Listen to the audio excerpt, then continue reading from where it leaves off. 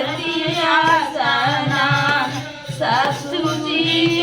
के सिया संवारी लेती हो बनती मुक्ति हमार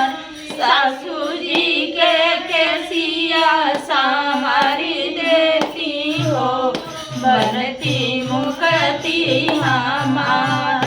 बीच गंगा गंगा बही जैतू हो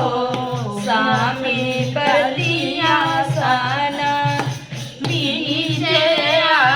गंगा बही जैतू हो स्वामी करतिया सना